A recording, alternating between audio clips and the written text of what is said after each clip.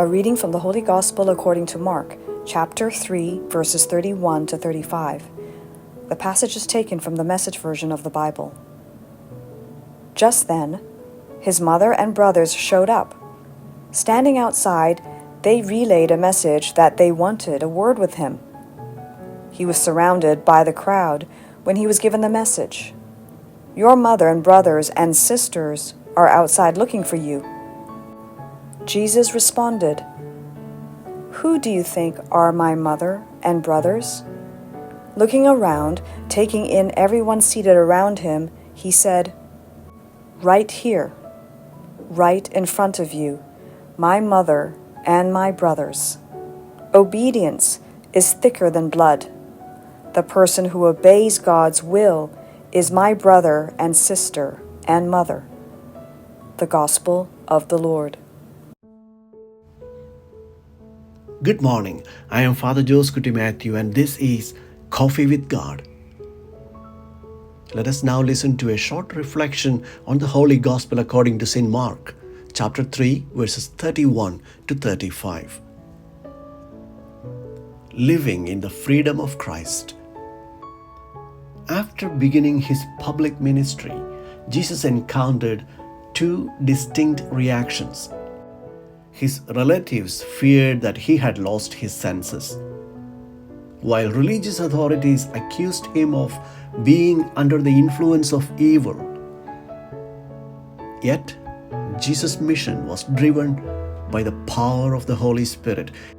It was this Spirit that granted him the divine freedom, the freedom to love and to serve without limits or conditions. Jesus was free from the attachment to wealth. He left the comforts of Nazareth, choosing a life of poverty and uncertainty. We read in Matthew chapter 6, verse 25 onwards. He ministered freely to the sick and needy without asking for anything in return. We read it again in Matthew chapter 10. His ministry was marked by pure generosity, an example for all who follow him.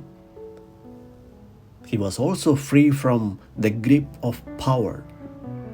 Though he invited many to follow him, he never coerced anyone. Jesus avoided aligning himself with the powerful and consistently chose to stand with the marginalized, teaching his disciples to do the same. Finally, Jesus was free from the pursuit of fame and approval. He spoke the truth boldly, even when it led to rejection and misunderstanding, as we read in Mark chapter 3, verse 21. His unwavering integrity carried him to the cross, where he remained uncorrupted by fear, influence, or worldly ambitions.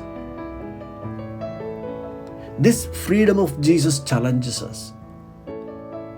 How free are we? Do wealth, power, and success imprison us?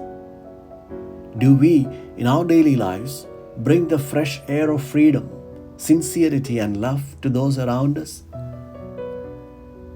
Let us ask the Virgin Mother to guide us in embracing the freedom of God's children, so that we may live and love as Christ taught us, with hearts unbound and filled with divine love.